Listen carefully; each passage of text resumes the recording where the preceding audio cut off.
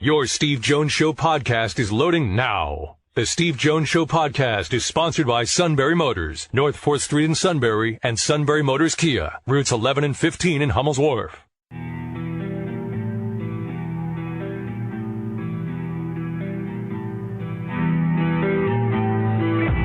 Sports talk where your voice counts. This is the Steve Jones Show on News Radio 1070 WKOK. Now, from the Sunbury Motors Studio, here's Steve Jones. By the way, Richard Trumka, who passed away at the age of 72, who was the head of the AFL-CIO, was a Penn State grad. It's not good when I'm telling the news department who people are. I just Yeah, that's the first one. I didn't know that one either. This is what happens when you've lived a long life.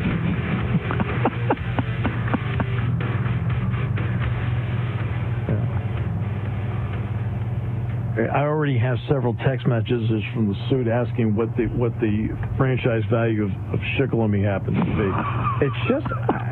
Get the lingerie on the deck. Call the janitor. I have no words.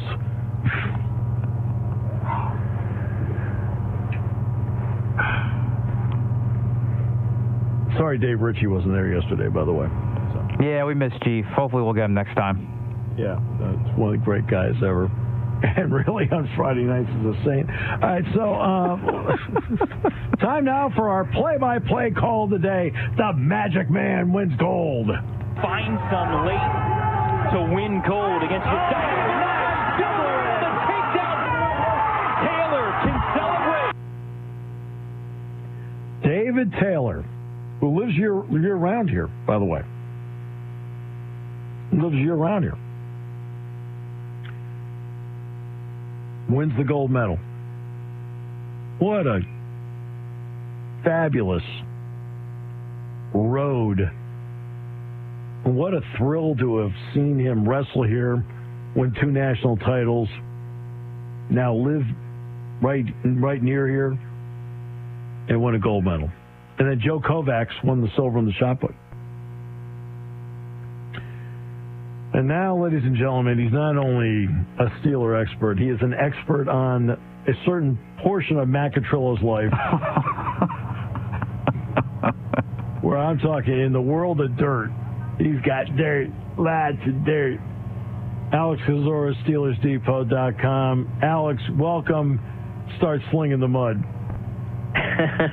Thank you, Steve. I usually lead with the Steelers part before the Catrillo part. It does better on the resume. One of my favorite stories of Catrillo is the time that he was trying to make breakfast in his Eagles outfit because that's all he has. And there was something stuck in the toaster or something. So while the toaster was plugged in, he stuck a metal knife to try to pry it out. And we had to prevent him from electrocuting himself. So I think I'm partially responsible for the reasons why Catrillo is even here in studio today. Yeah, and you are sadly correct about that. From 1961 to 2016 is the Eagles franchise in a nutshell. All right,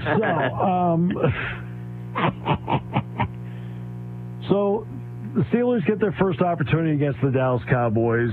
No Ben, there'll be no Dak or anything like that. Alex, how do you view the preseason? What do you look for? Are you looking for roster spots, 35 to 46? Are you looking for something else? What are you looking for? No, I'm looking for all of that. I know a lot of people roll their eyes at the preseason and glaze over it and fall asleep on their couch watching the fourth quarter, but it means so much to those guys making the last couple of spots on the 53, even the practice squad guys that are, 54 to, 65, whatever the number is going to be this year for the practice squad. And so it's really important for those guys, and in particular for me, because I've been at training camp the last 6 practices for the Steelers, the guys that have been playing well in camp, can they translate that to a stadium? It's one thing to look good in camp against a team, a team you've been repping against every single day, not always, full contact. Can you translate that to a stadium environment against a brand new team where the nerves are bigger, the adrenaline's higher, the stakes are a lot more important, and can you show that same performance? Or the opposite, the guys that have struggled so far in camp, this is their opportunity to begin to turn that tide and come up clutch in these big moments. So it means a lot to a lot of guys, obviously not the veterans, not the established starters, but to everybody else, this game begins their Super Bowl, basically. When you are a high draft choice, you are expected to be an immediate contributor. Do Najee Harris and Pat Friermuth look like they are going to be contributors out of the gate? They do. I would say that both men have been as advertised from what their scouting report was coming out of college. Najee Harris is going to be the Steelers' 3-down running back. There's no ifs, ands, or buts about it. He can block, he can catch, he's conditioned. That's the important thing. We talk about the talent, the skill set, how high you jump, how fast you run, things like that. But are you conditioned? Are you in shape to get ready to endure the number of snaps and a 17-game season plus preseason actions of potentially 21 games? And I think both men are. And Friermuth is catching absolutely everything. His hands were his best trait coming out of Penn State, and you throw the ball near his way, he's going to come down with it. He's got a shoulder injury, so I'm not 100% sure if he'll play tonight or not. That happened late Tuesday's practice. But for in-season stuff, Friermuth's going to play probably about 500, 550 snaps on the season, but Harris is going to be the guy from the word go. Among other draft choices, who's made an initial impression to you that now you're anxious to see actually play in a preseason game? That's a good question. It's really all those guys. It's hard to pick one. I think Dan Moore Jr. has gotten a lot more reps as the first-team left tackle than we anticipated because the presumed starter, Chukwuma Okorafor, has yet to practice, at least in team sessions so far in camp. So he's had some ups and downs, and how he handles speed rushes, I think, will be the number one thing I'll be watching for from him tonight. And then there's also a really good punter battle, too, between the incumbent, the established veteran, Jordan Berry, and the rookie Presley Harvin III. Those guys have had some good practices and some good battles, but it's hard to really replicate special teams inside a practice setting, really, once you get into a real game and there's a real rush. And, again, that adrenaline and the stakes are a lot higher. There's a crowd. That's when things really ramp up. So that's a really close battle right now. I think Harvin would have the edge if he can find consistency, because he certainly has a absolutely massive and booming leg, and he's been just displaying that at Heinz Field so far. Alex, what about Dwayne Haskins? Obviously Mason Rudolph goes in, and he's the established number 2 guy. What do you want to see from Dwayne Haskins, and can he push Rudolph for 2 before it's all said and done? Haskins is one of those guys, like I mentioned earlier, the guys that have played really well in camp. Can they translate that and carry that over to a stadium, real game environment? And that'll be the question with him, because I suspect Dwayne Haskins has always looked good in practice since he was like 11 years old, because the physical talent is immense. So can he read zone coverage? Can he make tight window throws? Can he lead receivers on what Matt Canada, the new OC, calls rack throws, run after catch, throws and opportunities for his receivers? But camp has been really strong for him so far. In terms of the quarterback battle, I think Rudolph is still the number 2 right now, but I think with the way Haskins has played, he has at least cracked that door open and at least introduced the conversation. Could there be a change or a shift there? So if Haskins plays as well as he's been playing in practice this preseason, I think it will become a real conversation, but we'll have to, see what tonight looks like and kind of go from there. Right, here's an interesting one that's just all theory and conjecture, and sticks with the number 2 quarterback. Does Mason Rudolph stay at 2 because of Mike Tomlin, or does Dwayne Haskins have a shot at unseating him as 2 because of fresh eyes of Matt Canada?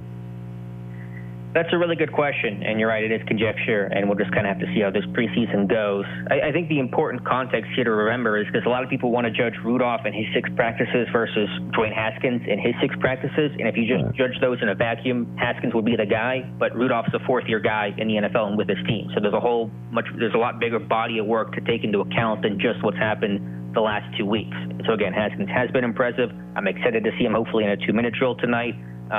Ultimately, though, Tomlin's going to have final say, and this team still remains high on Mason Rudolph, right or wrong, and so Haskins will have to play really well to change the depth chart. T.J. Watt is going through an interesting situation because he has a chance to be the first $30 million non-quarterback in the NFL. There's a lot of stories circulating about that. What do you think about that possibility for him? I think it's a real one. I don't know exactly what that number is going to come in at. He's going to be the highest paid defensive player in football and beat out Nick Bosa and Joey Bosa. So that puts you about, 27.5, 28. Will he hit 30? I think he certainly could. It wouldn't surprise me one bit.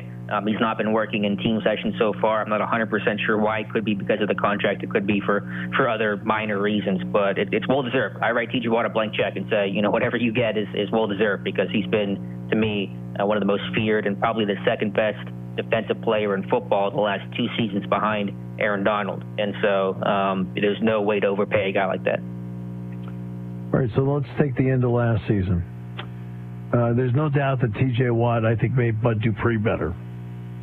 But I don't think it hurt T.J. Watt having Bud Dupree over there. When Dupree wasn't there, what did you think of Watt's performance because Dupree wasn't on the other side? Honestly, I thought it was about the same because although Dupree is a really good player and came on strong last season, T.J. Watt's still T.J. Watt. And if you have a choice between T.J. Watt and Bud Dupree, you're doubling T.J. Watt and you're taking your chances with Bud Dupree or almost literally anyone else in the league opposite. So certainly Watt saw a lot of double teams, and Buffalo always has good game plans to try to neutralize those guys. And they'll play against Buffalo week 1 this year, so we'll see what the approach is. But I really don't think it changed too much. I would just say in general the whole defense got real quiet down the stretch, Watt included, where they just didn't get a lot of pressure. They certainly didn't get turnovers, and that was one of the big reasons why this team collapsed at the end, and including that wild card loss to Cleveland. So, Watt got quiet, but the whole defense really took a step back. How do you view the offensive line right now? Because there has been changeover. It's a big old incomplete. I wish I had a good answer for you. Basically, 3 of the 5 guys projected starters for week 1 have not practiced or barely practiced, and 3 of those 5 guys, maybe even 4 of those 5, won't play tonight. So I wish I could learn a whole lot more about this group so far, but it's been a lot of backups and a lot of guys have been dinged up, and it doesn't seem to be anything super long-term, and they're being careful with some guys like right tackle Zach Banner, but it is the biggest question mark on this team to me heading into this season. In 2 weeks in the camp, I really don't have any new answers for you, and I doubt we're going to get a whole lot more after tonight's game. Alex, what's your number 2 concern going in? The secondary, just some of the sub-package roles, and I've definitely seen some positivity there, some young guys stepping up, like James Pierre, a second-year corner who's having a really strong camp, intercepting passes, making splash plays. They lost some guys in the secondary. They lost Mike Hilton. They released Steven Nelson, and so from a starter standpoint, there's still talent there. Joe Hayden, Cam Sutton, of course, Minka Fitzpatrick, but some of those sub-package roles, who's going to be your nickel corner, who's going to be your dime defender, who's going to be able to rotate with Minka Fitzpatrick to allow him to be versatile and not be stuck as the center field free safety. So I think there's talent there. There's options there, but some of those guys still have to develop and emerge. And so O-line, secondary are the 2 biggest concerns for the team right now. Okay, so we talked about other draft choices. Is there a free agent or 2 that's come in here? Because every once in a while, one of those guys does something and they can make their way to a special team. Anybody in the free agent group right now that you think bears watching over the next couple of preseason games? I don't have a particular name for you just because the market's so thin at this point, but I can give you some positions. I still think safety could be an option, add an extra depth guy there, potentially even guard, just some of the unprovenness of some of those guys that may not be ready for next man up type of duty. But Kevin Colbert's not a stranger to making trades. Very few GMs have made more trades this time of year than Kevin Colbert in the month of August. So I think you evaluate this group for the first 2 weeks of game action and then potentially make a move from there. But I would say that maybe safety and guard are the 2 areas to look at. And of course, injuries can and will impact those equations. Well, what I mean is on the current group, like you're watching practice. They're a free agent or 2. You sit back and go, okay, he may not have been drafted, but he bears a longer look. Oh, an undrafted guy? Yeah. I don't know if anyone has really emerged yet. There's definitely a crop of undrafted free agent guys in the secondary that were interesting. Shakur Brown from Michigan State, Lamonte Wade, the local kid from Penn State. But I think it's just probably too early to try to gauge that super well. But I think obviously preseason action tonight is where some guys that can really make plays and can step up. So I think that remains to be an open question. I'm glad you mentioned Lamonte Wade. That's good. I'm glad you did, because you know what? He's somebody actually I think they could put on special teams. You could help him.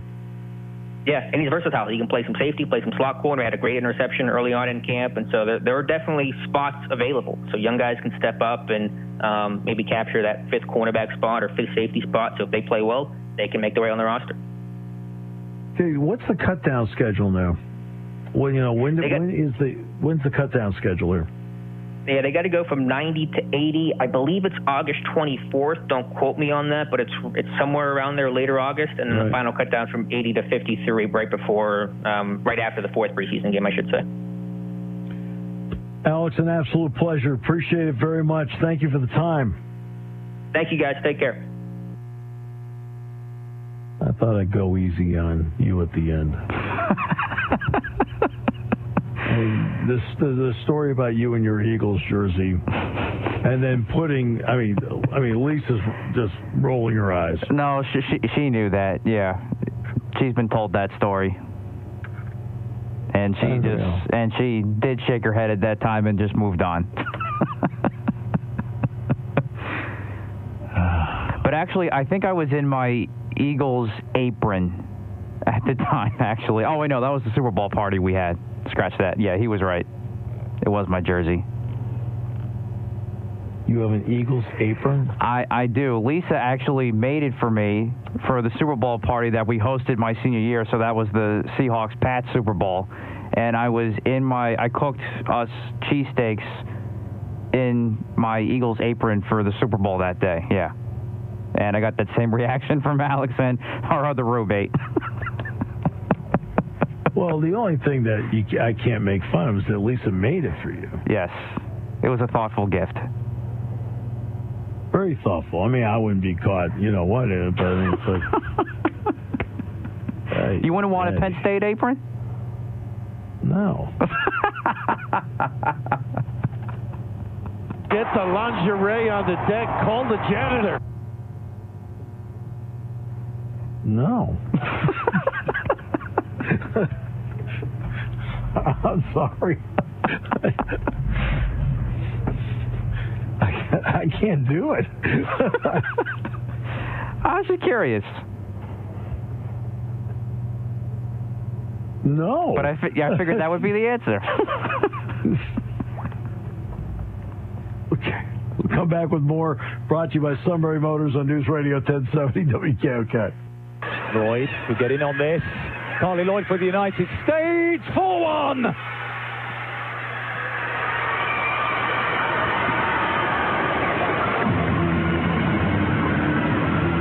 The new record Olympics goal scorer for the United States is Carly Lloyd, the 10th of her career, second of the game, and the U.S. are heading for the bronze medal. Yeah, the biggest problem the U.S. had at the end was Alyssa Nayer's knee injury. If Alyssa Nayer is not hurt, I think the U.S. might be playing for gold. So they end up getting a bronze. As they beat Australia, 4-3 was the final? Yeah, they got two goals late after that Lloyd goal made it 4-1. Yeah, Carly Lloyd scored twice, Megan Rapinoe scored twice, and the U.S. won bronze. So there you go. The numbers, they're up to about, I guess Tuesday night they had about 14 million viewers. I think that's the night Simone Biles won a bronze, correct? Yeah, that would be Tuesday night, so that's definitely not surprising. And so it's still below what a Sunday Night Football broadcast would be, numbers-wise. I mean, look, there are a lot of reasons. And it's more than just... And there are a lot of reasons why it's down. I mean, number one, there's a little bit less interest, period. Number two is a lot of sports people aren't interested in that are being performed right now. I don't know about you. I think, skateboarding is... I can't skateboard, so... Yeah, I have not watched that yet. But it's also not a great draw to watch. I mean, you'd be naive to not think that for some people, a segment of the population, the social justice issue comes into play. Okay. The fact that... But here's one for you that I don't think a lot of people have taken into account. I think and we've talked about how NBC, everything's all over the place, and, there's no rhyme or reason as to what's on, when it's on, what's live, what's not. But here's another reason I don't think people have really thought about in terms of lower viewership for the Olympics. More people are traveling this summer. by a wide margin. That's a great point, especially coming off of last year. Right. I mean, more people are all over. They're going on vacations. They're heading places. And they're not taking the time to watch TV. I think that's part of it. I think it's a bigger part of it than people realize. We ran the story about Spirit Airlines and American. Well, it's really significant because a lot of people are flying. So the travel this summer is exponentially greater than we've seen in a few years because people have been cooped up and they've just been aching to get out and go someplace, and they have. Which means fewer people watching TV.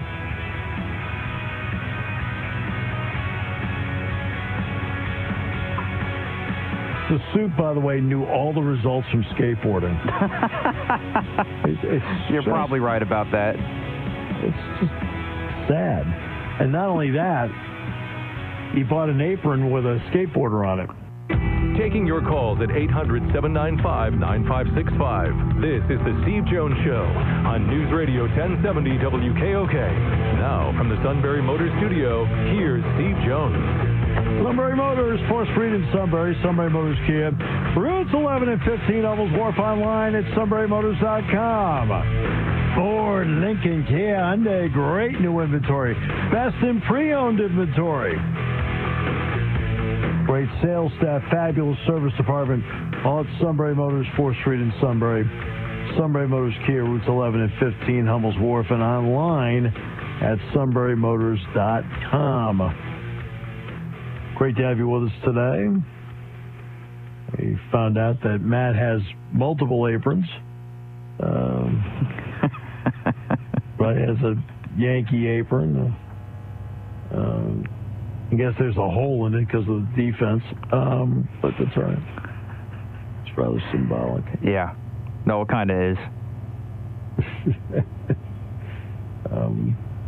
David Taylor, of course, won the gold medal today, Olympic wrestling. Takedown with under 15 seconds to go. And, Gary Sanchez tested positive for COVID-19. The man you love to hate. Yeah, I don't know what's going on with this. This has just been... What's going on with it? What's going on with it is quite simple. They get tested all the time. Why do you think?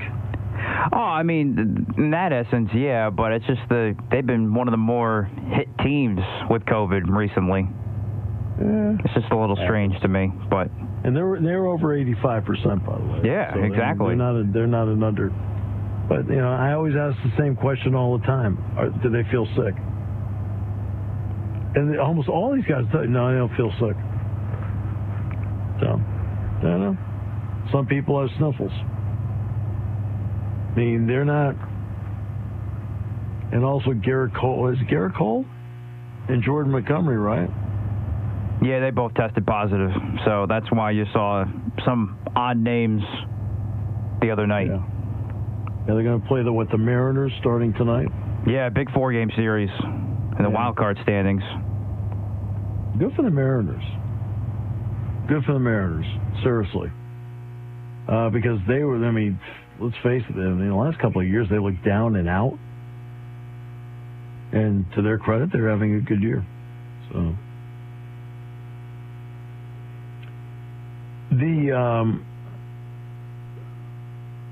there'll be a lot of big stories. Name, image, and likeness will be a big story. Obviously, you now have a basketball player and a football player reclassifying so they can go to college earlier and make money off name, image, and likeness. While I support their ability to make money, it doesn't mean I have to like the fact that this is what we're doing now. And I respect the fact they can do it. All right? And I hope they can make money. But, man, why?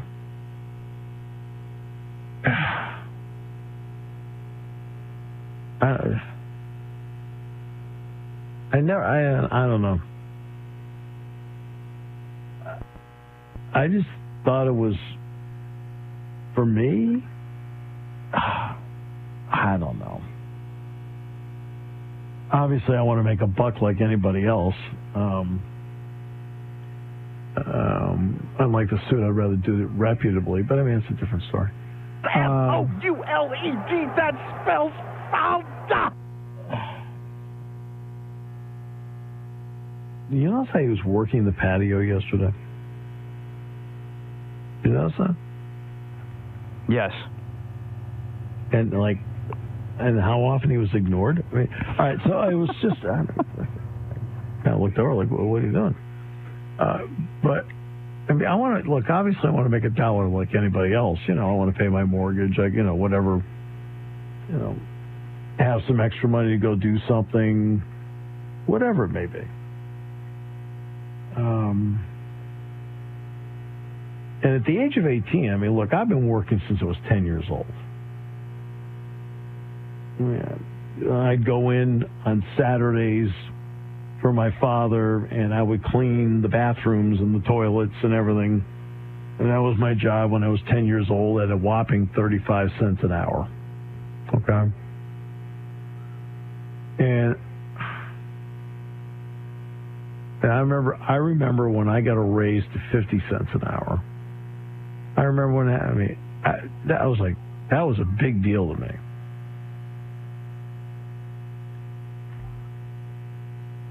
So I've never been able to envision 7 figures of anything in my lifetime. And I think in a lot of ways, to be honest with you, there's really nothing I would trade. What would I trade my playing football my senior year in high school? No. Now, I wasn't going to make 7 figures, but I had a lot of great memories from it. Great memories from it. And I feel like you need to get what you can get. I understand that. Okay. And as you know, how often have I said on the show, I'm all for what anybody can get. But I've always been somebody that's appreciated all the stages of my life. I appreciated when I was a kid. I loved it. Playing football under a street lamp in October. It gets a little darker in New England earlier because the sun goes down sooner. But under a street lamp at 4:30 in the afternoon on a November day, playing football under a street lamp. Going down to the park and playing baseball in the summertime, playing basketball in that dirt court down the street. I love doing that. I worked for my dad. I always worked. I went from cleaning toilets and cleaning the shop and things like that to then actually being able to weld and take blueprints and make parts and things like that. I mean, I'm talking precision stuff. The loosest I had was 10,000ths. Every once in a while, I'd say maybe 10% of the work we got were 5,000. So, you had to be precise. But I appreciated going to junior high. I appreciated going to high school. I loved my high school football experience. I enjoyed college. When I was done with college, I enjoyed then starting to work my way through my career. You had a couple bumps in the road along the way, but I enjoyed putting my career together. And I never jumped ahead for anything. I never felt I didn't want to bypass steps. You talk about being a father, being a grandfather. Oh, you're a grandfather. I was like, now today, my oldest son, it's his birthday today, Mike, and Mike turns 39 today. But I loved being a father. I loved coaching baseball. Loved coaching basketball. love being a grandfather. I just love all the stages of life, and I'm wondering if young people are jumping past stages that they're going to miss out on something that maybe in the end is going to make them better because they had to jump a stage to do something. And I might be completely wrong about that. Maybe just jump into it and taking the money, you take the money. Maybe I'm, waxing too poetic here. Because obviously I never had an apron. I think they may have to rethink some things if they're just getting aprons when it comes to NIL, but that's just me. Look, in the initial stages of name, image, and likeness, I expected this to happen. I expected some people to reclassify. Okay? And they did. So, these are not things I didn't expect. And I respect the fact that they can do it. I respect what they're trying to do. But that doesn't mean I have to sit back and go, hey, this is awesome. Because I'm sitting there going, how often have you heard me wax poetic about a Friday night in the fall and how everybody comes together for a high school football game? Some people are there because their child is in the band. Some people are there because their child is a cheerleader. Some people are there because their child is in the color guard. Some people are there because their child is it's homecoming. Some people are there because their child's on the football team.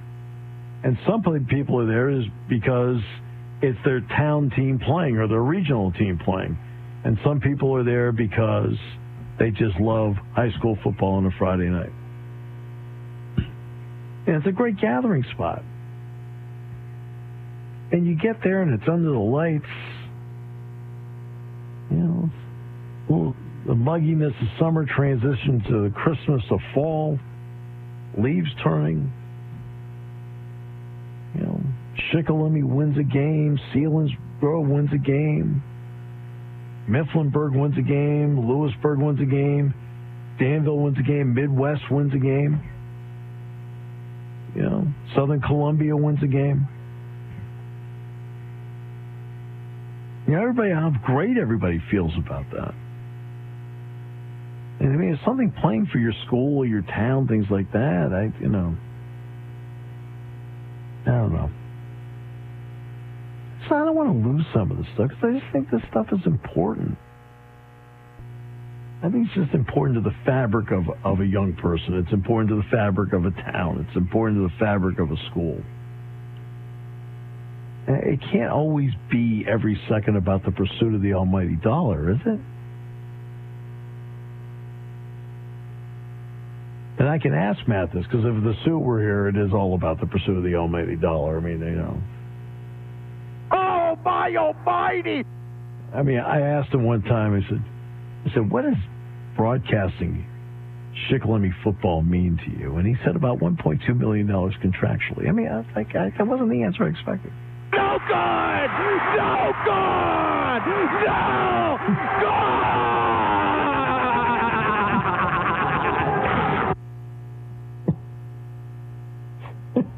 Having a good time, Matt? Always. What does broadcasting Shikellamy football mean to you? Oh, about $1.2 million contractually. That's our guy. I don't know. I just, and I don't want to sound like the old man get off my lawn thing. But, again, not every new idea. There are some new ideas that are great ideas. Not every new idea is a great idea. There are some old ideas that are antiquated and outdated. And there are some old ideas that are still tried and true. So never, remember the difference between the four. You got to remember there's a difference between the four. There are some new ideas that are great ideas.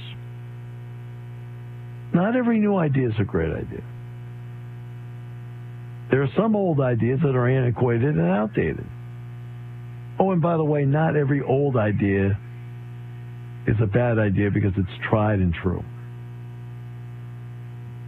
And I think we got to remember which category all this stuff falls under. Because I think what I just talked about, the scenario I talked about, a high school, a Friday night, everybody getting together. It could be soccer, it could be field hockey, it could be whatever. But, football's the one everybody rallies around in the fall.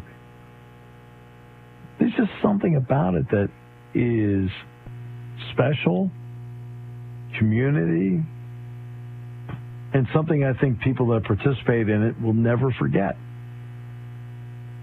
And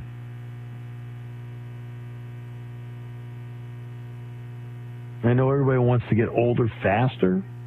When you're younger, everybody wants to get older faster. Just like every individual in my class that I'm about to teach starting on August 23rd, every single one of them wants to be working for ESPN and being on SportsCenter next year. And no offense, there isn't a single one of them that's going to. But they want to, because they want to jump the steps to get there. I got it.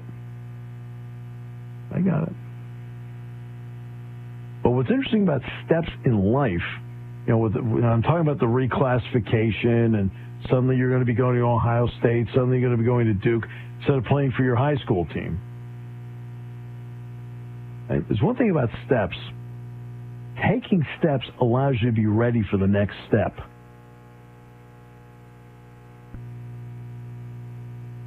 When you're walking up a flight of stairs and you skip a step to climb up 2 instead of 1, how much more does it take to get up to push yourself up to that second step when you skip one? That's the way life is. It's much easier, though, when you're in the kitchen and have an apron that's embroidered.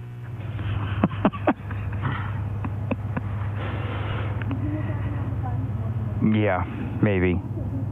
No, I don't have one. Back with more in a moment. Here on News Radio 1070 WKOK. When it comes to car buying, there's the other guy's way, and then there's the SMC way. The other guys force you into a vehicle you really don't want.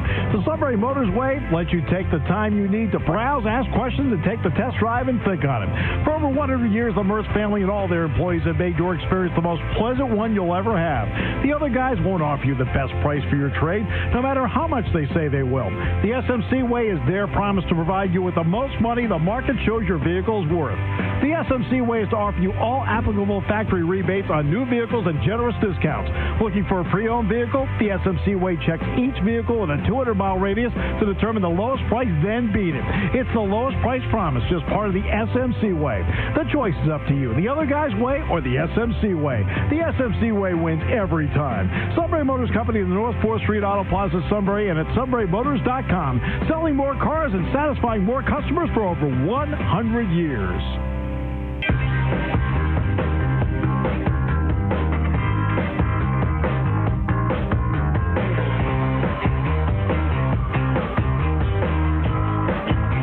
Yeah, I know you love Friday nights, don't you? Always. Yeah, I can't wait to get back going with the high school gridiron. Absolutely. Yeah. Because not all of us are in it for the money. I mean, Dave Ritchie does it for the love of it. And S-U-I-T, that spells Suta! Considering the situation, Dave's really going to love it. No.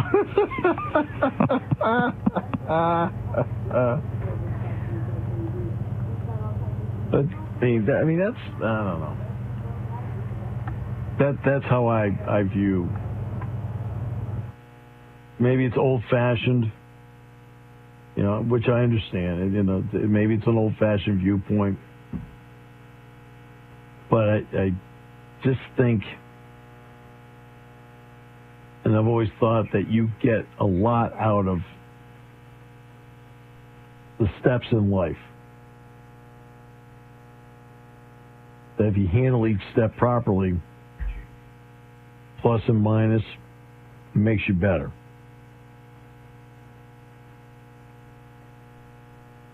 But then again, there's another saying. Money is not everything. but it's way ahead of what's in second place. I mean, that's...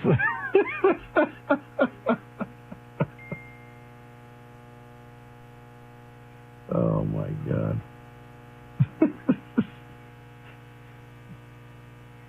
You know who lives by that motto? Who's that? Who do you think? Oh, money isn't everything. It's way ahead of what's in second place. Oh, my almighty! That's our guy. Getting it done.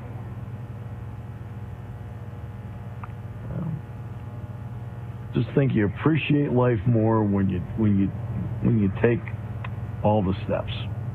But again,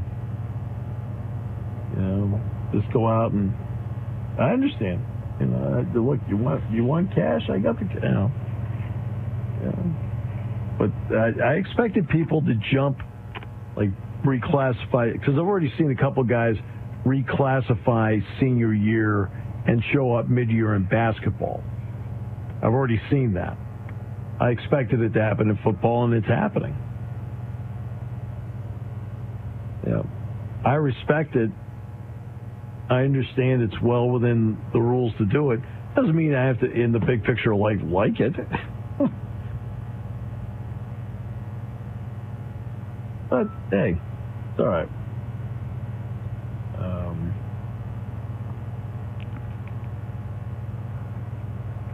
3 weeks from Saturday, Nebraska plays Illinois. Can't wait. Now, that was originally supposed to be in Dublin, you know. Yes, that's right. Yeah, it's going to be played in Champaign instead. Dublin, Champaign, Dublin. I've done games in both. Okay, well, I think we know what the answer is, but we'll try again next year. I mean, I understand why they're not. So. Today's show brought to you by Sunbury Motors, 4th Street in Sunbury. Sunbury Motors Kia, routes 11 and 15, Hummel's Wharf, online at sunburymotors.com.